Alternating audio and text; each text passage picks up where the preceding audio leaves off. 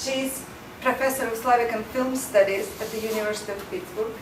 Among her recent books are The Cinema of Alexander Sokurov, edited with Birgit Böhmer, Imperial Trace, Recent Russian Cinema, which won 2 major prizes.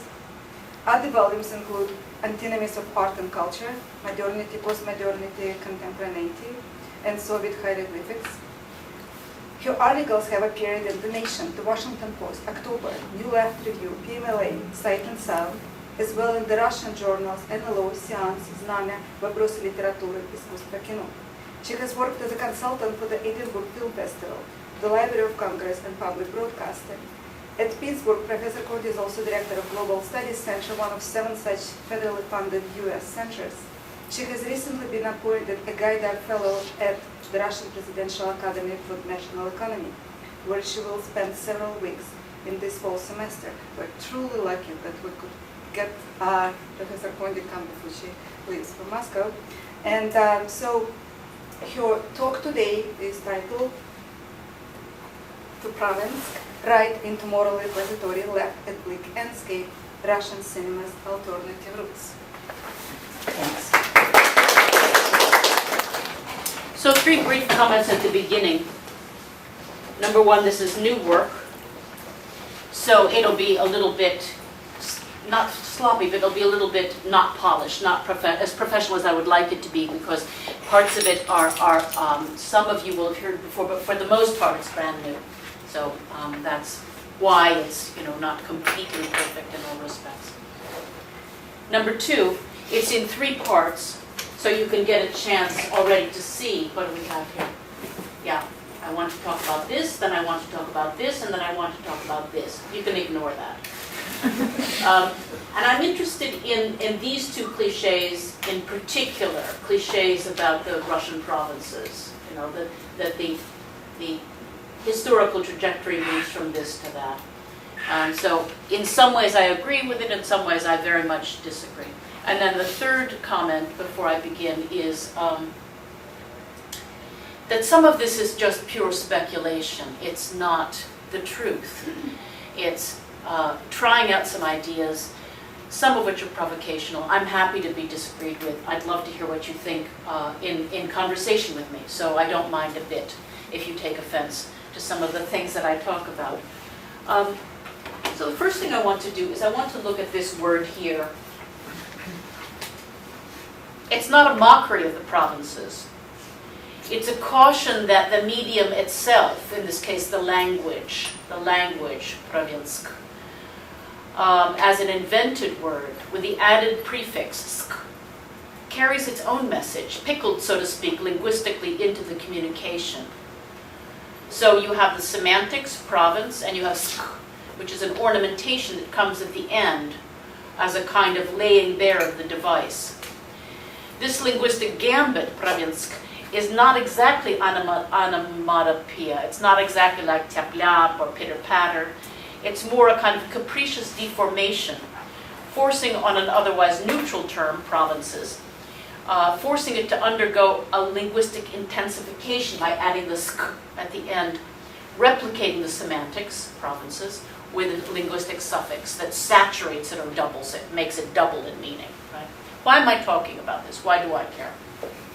It's in this similar spirit that I want to talk about a similar kind of bearing of the device with respect to a different medium, cinema, as it itself goes to the provinces. One might brutally think of this as form and content, camera and provinces, but I think it's probably not that easily reducible. In cinema, the provinces as an inert pre-existing material out there, the meaning, let's say, or the semantics, if you will, is discovered by the filmmaker as a future content, a content that's going to be filmed, a not yet shot subject matter. If the content is the provinces, then the medium here, crudely speaking, is the film. An imperfect analogy, in some ways, an imperfect analogy to sk, in language, something that deforms or shapes the content. Unlike language, however, the filmmaker's medium, including the camera and all its accoutrements, the camera cannot claim to exist as a neutral medium like language. It cannot be a blank slate. It cannot be a tabula rasa. It cannot be an innocent instrument, especially when it comes to the shooting of the provinces of all things. Why?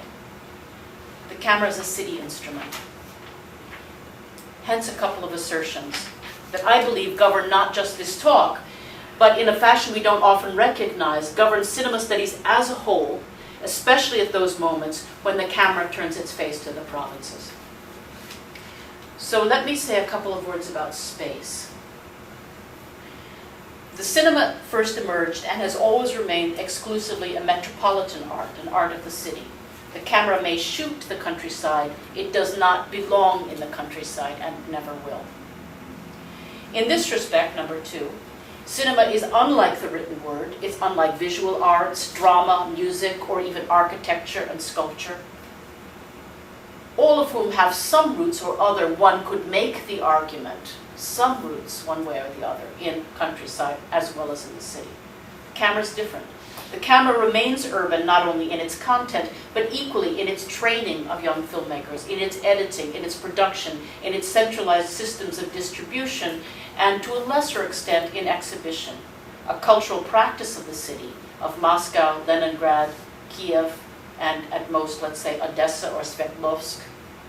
The camera may encounter the provinces at the moment of shooting, but after that, not in any significant way except at the village club, as a brief and as a temporary visitor. You see? Now, perhaps this historical fact doesn't matter. But let us, just as a thought experiment, reverse the terms.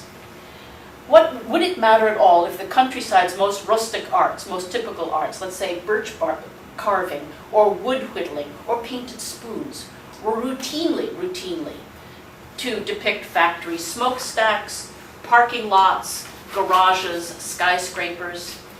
I know, very occasionally we see a wooden box that has, a factory smokestack on it. I understand that. But this is an object of bemused attention precisely because it's an unusual example. And there will always remain a kind of technical disjuncture between the instrument itself and the subject matter. And so this profound, if nowadays very routinized, incompatibility between, let us say, the plow and the camera, or the plow and the lens, articulates each time the complex relationship of the heartland and the capital. The camera is a technical symbol of that urban incursion, and its very incompatibility brings curiosity to bear on the implications of contemporary cinema of that internal, one might say, internal colonization. How does this city object, as I'm choosing to call the camera, how does this city object both succeed and fail at articulating the culture of the imperial heartland? Now that point, the camera as a city instrument, has to do with space.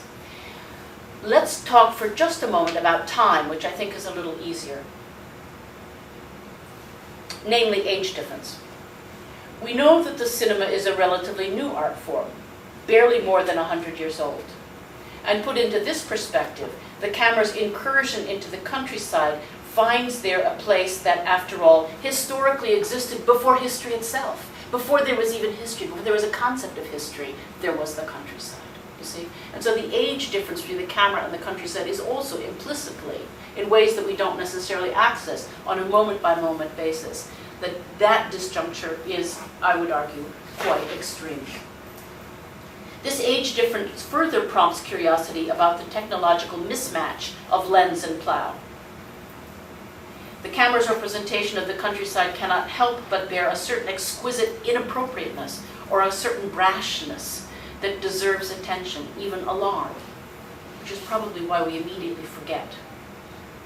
For these reasons, I would argue, that is to say, in space, cinema's inappropriate spatial incursion from the city, and in time, its temporal brashness as a juvenile art, as a bratty art, let's say.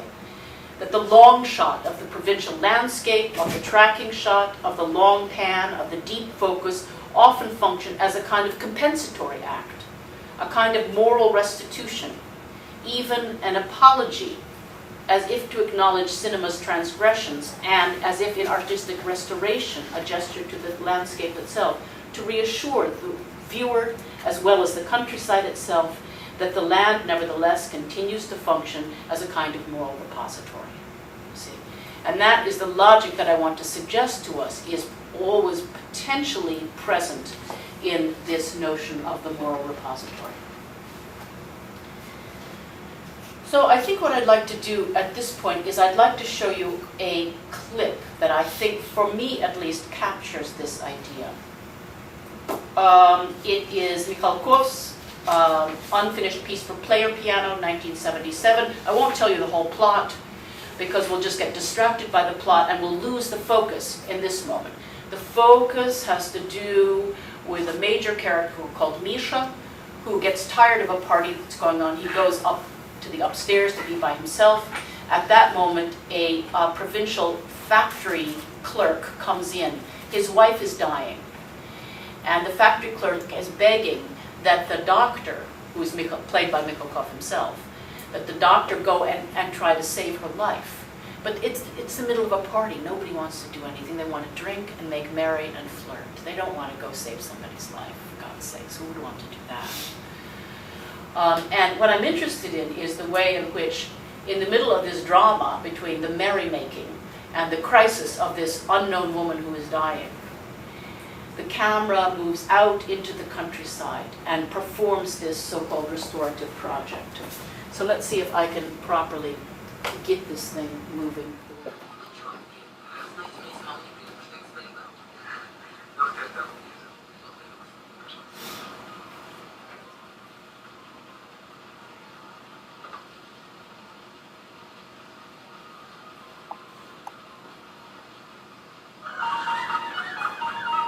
So he walks into the middle of the party to plead his case to the doctor, who is in fact Mikhalkov, who plays himself actually with a remarkable acuity, namely a jackass, privileged jackass.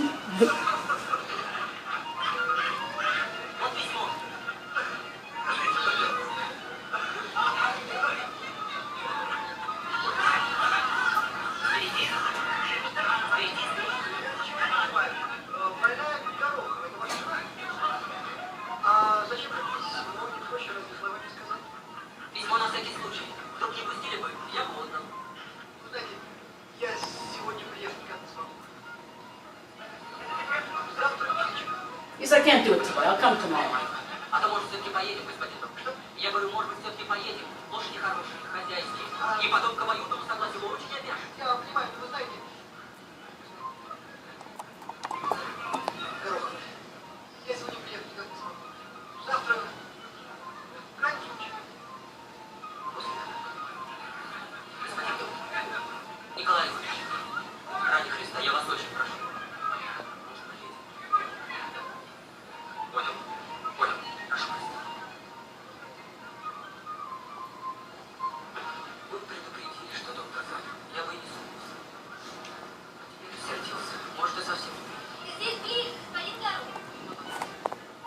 So he's refused help for his dying wife, and he leaves.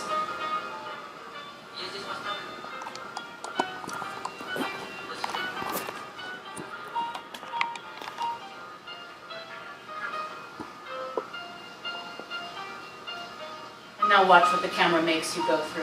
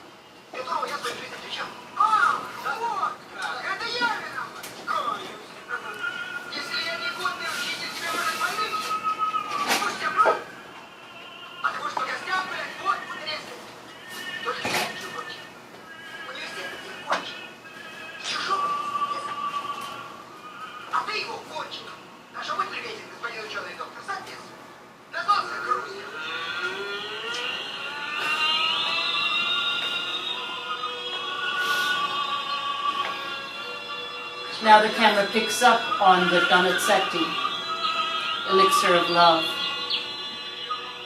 and completely refocuses the scene.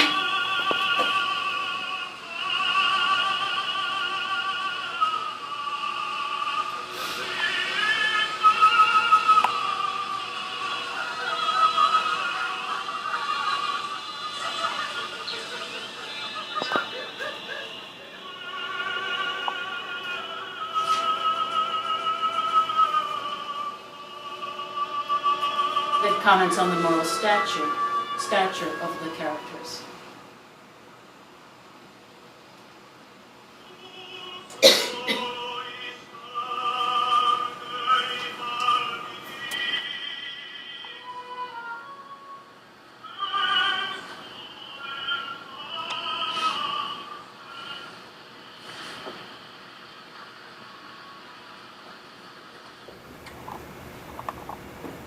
So the common cliche then is that this version of the provinces is associated with an ideology that is right-wing.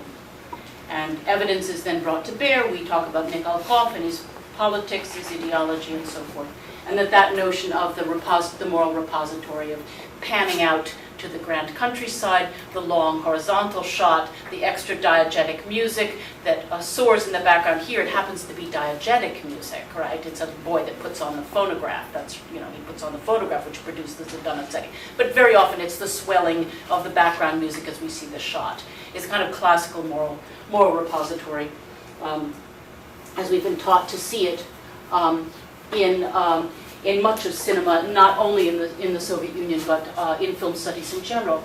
Now, I want, as a kind of thought exercise, to show you a couple of shots of the countryside, visual images I pulled off the web. Some of them are very well-known Russian paintings. Some of them are well-known Russian photographs of the countryside. Some of them will be known to you, some of them will be new. But I want you to think about them, if possible, not so much as the evocative and mysterious sublime, or the Aufhebung, the kind of lifting up that happens as you contemplate the Russian countryside, which is fine with me, and I completely join that project. But I want you also at the same time, if you can alternate that consciousness with thinking about this consciousness as kind of outside of Indianapolis, or kind of like Ohio somewhere, or just short of Nebraska before you cross over in Nebraska, or places that for us are unfortunately very mundane, and we don't experience that kind of transcendence. We don't normally in the United States experience the kind of transcendence that happens in the Russian countryside. And I'm not mocking it, I'm not saying it's fake, I'm not saying anything. I'm just saying that you can look at these images and you can go back and forth, back and forth, and back and forth, and back and forth, and you can feel how much it's very culturally constructed. It's neither good nor bad, it's just very deeply culturally constructed as an experience. So this restorative project, I would argue, is linked to urban newness. The innovative urbanity of the camera, for which the landscape shot is acknowledgement and compensation. And that acknowledgement and compensation is pickled in the very medium. Now, I think it's therefore, there's something transcendental to the belief that this usage of the countryside has the taint or the suggestion of right-wing politics. There's something ahistorical, it seems to me, about that argument, that it's always and forever linking the landscape shot to conservative politics. It seems to me, after all, that if one were to begin to pick away at that argument, one would say, after all, there's plenty of filmmakers that are or are not engaged in the landscape shot, that in no way can be reduced to conservative politics. Sigavertov, Shestaya Часть Mira, Avram Rom's that bed and sofa at the very end, when Lyudmila that travels across the vast landscape, Mikhail Werner and Девушка спешит на свидание, and of course Alexandrov, Volga-Volga, or Svetly Put, or of course Plidyev, Tale of a Siberian Land. But then there's, for example, Tarkovsky, the landscape shots in Andrei Rublev, the birch groves, or in his 1972 Solaris, the landscape that Chris must abandon. And how can we say about Tarkovsky's 1983 nostalgia with its alternation of Russian and Italian landscapes? Is this all conservative politics, or does it matter? Do we have to switch when we go from Italian to Russian? It seems to me that the argument doesn't hold up as much as we would like it to hold up. It feels great to say it, landscape shot, conservative politics, but I think that it sells short a certain kind of intellectual rigor. And after Tarkovsky's forced exile, for example, in Жертвоприношение and Sacrifice, does his Western landscape in his film have the same resonance? Does it retroactively invoke Russia? Isn't Tarkovsky's nostalgia the same as conservative politics? I would argue no. Moreover, I would argue that if we begin to look at terminology, as Lucy has already suggested, there's some complex things that happen, that go on. Let me see if I can tease this out and show you what it is that I mean. And I imagine these terms will come up again and again as we discuss in our own papers, what do we mean? Let's say there's an opposition between city and province. And so therefore in city, there's variety. There might, for example, be both as a comparison and as a contrast, Moscow and Tbilisi. I choose Tbilisi because there'll be a paper later on Tiflis, right? So we could say the city can be many things. It can be Moscow, it can be Tbilisi. And what about the provinces? The provinces too has variety. It could be Pskov, it could be Tbilisi in a different sense. In a different sense, you see? And so it's clearly highly relational as a concept. In fact, maybe it can only be relational. That if one invokes Moscow, then Tbilisi may be spoken of as the provinces. It may be, but the argument has to be constructed. It's a completely, from beginning to end, constructed argument. So Tbilisi can shuttle back and forth, can be a gatekeeper or a broker, so to speak, of distinctions that we choose to make. Indeed, if we speak about Moscow and Tbilisi as cities, very often what we're speaking about in the kind of Grund topic, in the background, we're talking about urbanization, development, and so forth. Whereas we talk about Tbilisi and Pskov as a provincial pair, seems to me that we're talking most often about culture. Now that's a very sweeping statement, and it doesn't do justice to all the conversations in the world that can be had. But it does seem to me it captures a little bit about the way in which the terms itself are extremely fluid, and how much one has to be precise about how one sets up the argument. Nothing is inherent, inertly, transparently self-evident. Moreover, if we were to put all the pieces on the board, one could speak of it not as a dyad, but as a triad. One could speak of Moscow as the metropole, Tbilisi as the colony, and Pskov as the heartland. So it seems to me that we'll encounter this one over and over again as we ourselves try to argue with each other, but it seems to me that in my own thinking, that those are the things I will blunder into in my own misconceptions. After all, provinces is not landscape alone. Pskov is not landscape. Provinces is not Russian alone. Tiflis is not Russian. Bakhta is not Russian. And then I turned my thoughts as I was organizing this talk to probably one of the most well-known quotations that we all know by heart, those of us that went through graduate school. A quotation by Bergyaev: "The landscape of the Russian soul corresponds to the landscape of Russia. The same boundlessness, the same formlessness, reaching out into infinity, breadth." Now, as a young scholar, I adored Bergyaev. He was like the Cliff Notes of Russian culture for me. I understood everything if I read him. It had to be true. As I get older, and I irritate myself more easily as a middle-aged woman, I get irritated for a number of things. It seems to me what we're saying is landscape of Russian soul equals Russian landscape, soul equals landscape, totality number one equals totality number two. So it's an invitation, basically, to stop analysis, to stop thinking. I'm interested in this Bergyaev quote not as the truth, although it felt like the truth when I stumbled on it at age 21, but as a rhetorical gambit. These two totalizing concepts, the soul and the landscape, each rhetorically construed as apparently single, apparently homogeneous thing. There's one soul, there's one landscape, apparently, then set across from each other with an equal sign between them. each an omnivorous entity, capable of consuming all difference, all other things, and in this sense, an imperial sign. A sign that's exquisitely fitted to a polity of empire. And I use that term neutrally. I don't use it after all, I come from the United States. What's not to like if we don't do empire? By totality, I want to say just a moment about that. I mean totality in the Hegelian sense. Only that which is whole is true. Every stage or phase or moment is partial, and therefore partially untrue. Totality preserves within itself each of the ideas or stages that it has overcome or subsumed.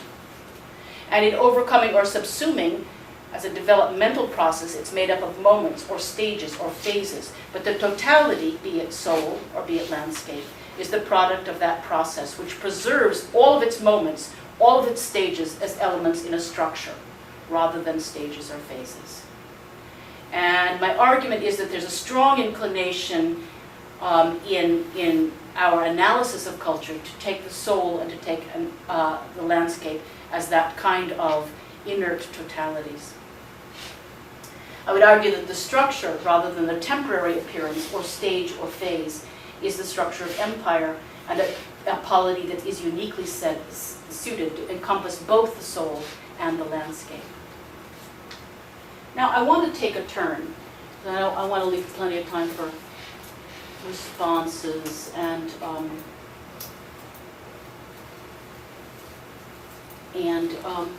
other reactions. What if landscape were not boundless, were not formless, were not reaching out into infinity, and were not involved in breadth, but involved at a certain historical moment in Russian cinema in something else, in something different? How would we know? This leads me to the assertion that around 2003, there was a turn in cinema and reached its efflorescence in about 2007, and it began to die in about 2011, and I would argue it's now gone. We don't see it anymore. But for that 8 years, there was a cluster of filmmakers, temporarily referred to as Novaya Tikhia, the new quiet ones. They did not last, but they had a lasting impact on two things, one of which is landscape. I'll get to the other thing in a second, but let's stick with landscape for the moment. And therefore I refer, and this is, we're getting to the third section of it, to the word Endscape, which I think both does and does not capture the trajectory from moral repository to something else in 2003 through 2011.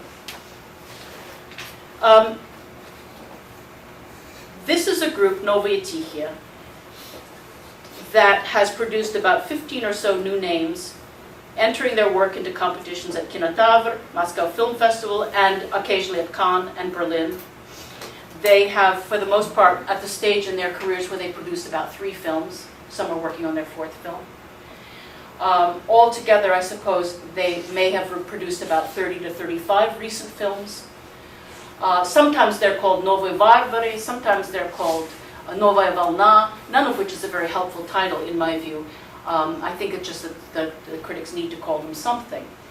But the films provide plenty of room for further disagreement, all the more so because the labels don't concern the subject matter. It's not that that group of people have a subject matter that belongs to them, but rather they have a certain kind of cinema vernacular. And in particular, the province is a way, not a subject matter, but is a way in which that vernacular is expressed stylistically, like sk in Provinsk, like sk. It's a stylistic thing. One dimension of this cluster has to do with the way in which this new generation, born roughly from 1972 to 1976, has turned its attention to filming the space beyond the capital cities. Artists of unusually brutal humor and sentimentality, even for Russian cinema, they share a common insatiable wanderlust for the space beyond the city. They're shooting locales for which the flexible term province could be used, although from Pskov to Vladivostok that can mean virtually anything, is a dominant feature of their work. Their conceptual ambiguity has allowed for certain commonalities to emerge in their cinema language. at the logistical level, the director's logic is clear. If you don't have much money and you're a beginning filmmaker, where are you going to film? You're going to film in the countryside because it's inexpensive. It's logistically, in certain ways, known to you, and the budget will hold up better. But beyond these mundane concerns, this cluster of directors has engendered a distinct emergent imaginary in contemporary culture, contrasting with the provincial settings of the earlier cinema, such as the Mikhalkov clip that I have showed you, contrasted to that. Their films offer an opportunity in the recent pageantry of Russian culture to examine the film heartland as a project not of knowledge, but of meaning. Not as epistemological or ethnographic or sociological evidence, but rather of significance. A correlate universe to which information imperfectly corresponds, and meaning has more modest claims, a certain meaning in the sense of self-sufficiency, less reliance on verifiability, resistant to empirical universe, and to information more generally, whether it's ethnographic or cognitive even. The provincial location exists as a half-empty site to be installed with significance, not with epistemology. Now, if I had the thing working, I would show you a specific example from Khomeriki's film called Sturm. It's a shame that we can't watch it, but I think I'm not going to disrupt the argument to show you that. With a strong preference for art house idiosyncrasy and open-ended structure, these Novye Tikhie, masters of the understatement, first came into festival visibility in 2003 with Papagrebsky's Koktebel, 2003. Now, I'll leave this next slide up because if you are interested or you would like to argue with me whom I include, I'll leave this slide up a bit because I always find myself scribbling away and then the speaker takes the slide away and I'm lost. It begins with Koktebel. They're internally varied, but I think they can be, the group of them can be sufficiently contrasted with a more violently and extroverted work of other young filmmakers such as Guy Germanica, Vasily Sigarev, Kirill Serebrennikov, Igor Voloshin, Ivan Virapayev. I think that without too much distortion, one could put those in a separate category. Novye Gromke, whatever you want to call them, but grounded in spectacle, external crisis, performative extravagance. And of course, I understand that at a more global level of analysis, one would contrast them with, let's say, Bekmambetov and Mikhalkov and so forth, but we're not going to go there. Let's keep the focus manageable and tighter. And while the provincial heartland is not the sole preoccupation of the Novye Tikhie, the provinces are a site to which they bring a distinct signature. Beyond the ring road and distinct from the symbolic universe of a well-regulated Europe, such films as Free Floating, Svobodne Plavanje, Tale of Darkness, The Hunter, which is Bakuradze's Hunter in 2011, I would put at the very tail end of this phenomenon. And we need, of course, to include women. I don't think women fit here, unfortunately, but I stuck a woman in because, so that you won't think that I've forgotten about women. I just don't think the model holds up nearly as well with Storozheva. I just think that it's a more complicated argument. This cluster responds to three crises in cinema today for that period. First of all, first crisis is that in contrast to the older auteur inscrutability of, say, Sakurov, of 1990s art cinema, these new films are relatively decipherable. It's pretty easy to know what's going on when you watch the Novye Tikhie. You get the plot. It's not necessarily about plot, but you get the plot. They've been called art house mainstream by Borisevich and others. Here, recent cinema is transformed from obscurity and saturated significance into a different vernacular, enigmatic in its locale in the provinces, rather than enigmatic in its stylistic traces. Its relative inaccessibility of locale is preserved as milieu, and it's steeped in cultural potential, so that it feels better to watch it. It's considerably less frustrating. The visual regime of this cinema is a struggle for a kind of equilibrium between extreme close-up and long panning shots, deep focus and wide-angle indifference. But what had earlier been the visual language of an erudite, let's call it Tarkovskian quest, woo, glow-in-the-dark mystery, right? That then goes to Lapushansky and Sakurov and so forth, that Tarkovskian quest, is now the scrutiny of the physical locale as a possible construction site of new meaning, specifically having to do with human interiority. their camera remains uncertain and unembodied. It's not so expressly the instrument of the countryside, and it's not associated usually with a city character, not so firmly tethered to the city's disruptive coercions. So that's the first crisis. It responds to people who are tired of indecipherable cinema, and Nowe Tichy became interesting in part because they broke the habit of indecipherability in a productive way. The second crisis, as I see it, is they address the social. In retort to new ideological times, these films offer stark social problems, but no categorical communication of a solution, thank God.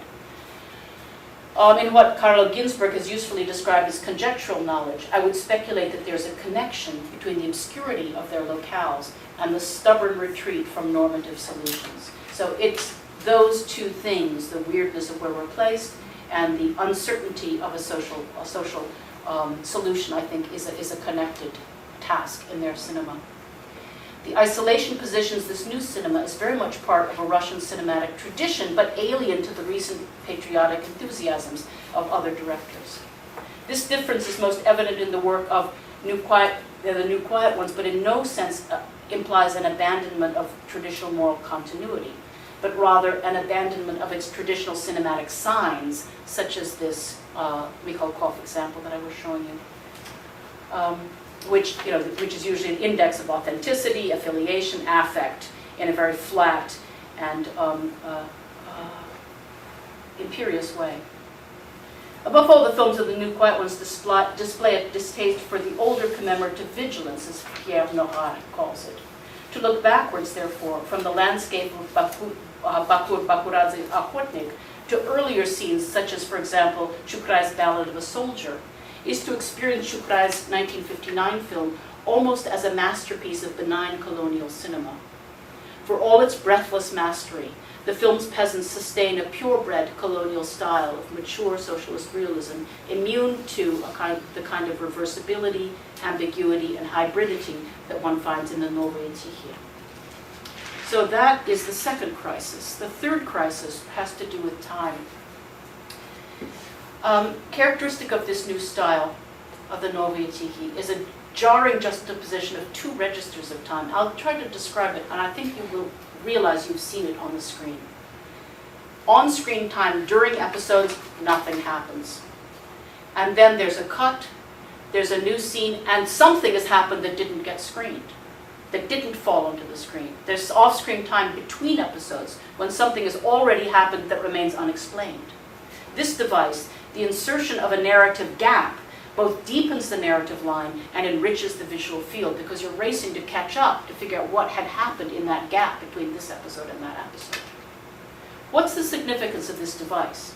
The off-screen events to which we city viewers are not privy suggests that the camera is insufficient to account for this unfamiliar space. In this new tendency, the heartland is transformed into a space apparently autonomous from the instrument that records its presence. It leads a full off-screen life, not entirely available to the city projects, neither to its narrative conventions, nor to its metropolitan tourism, nor to its state solutions. It does not, as in Mikhalkov, offer the heartland a space to be integrated back into the metropole and beyond the metropole to global cinema. To the extent that one might characterize this trend, it is a kind of voluntary exile from three interdependent problems: metropolitan omniscience, as in Soviet cinema, obscure tourism, as in Sakurov, and state-endorsed solutions, as in Mikhalkov. The provincial heartland is, of course, not the only preoccupation. Indeed, a significant number of films have recently turned back to Moscow as a shooting locale. But I think in the meantime, something that can be said about these films, and I'm going to run you through a couple of visuals. Koktebel, Klepnikov, Tale of the Darkness, Hunter, which I would argue is the end of the tendency. I won't show you the clip because, unfortunately, because I think it will just screw up. I'd rather move to discussion.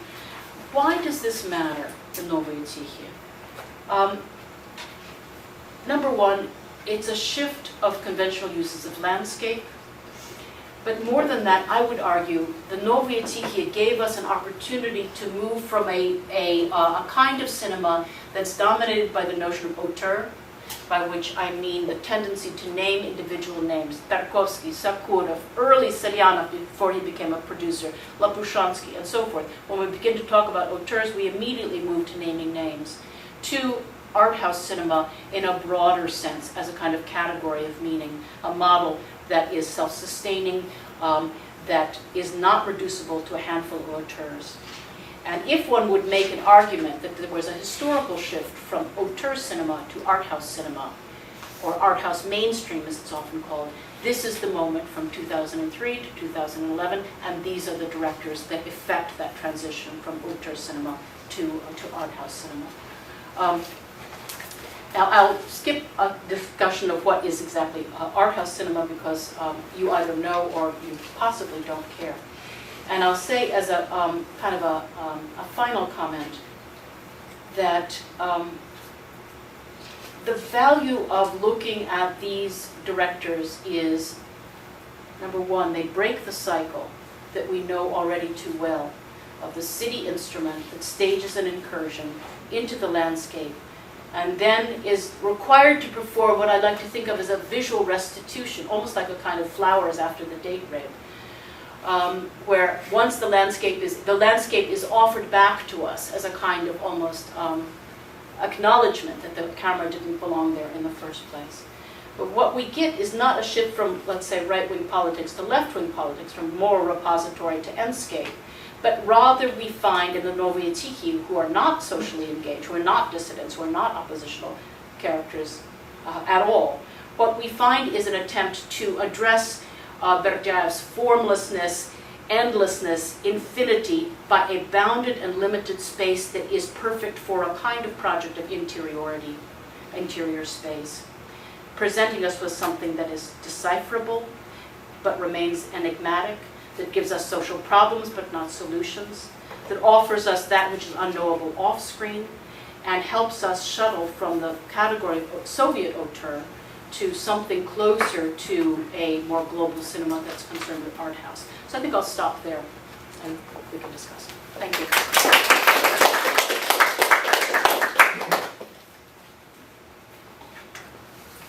Questions?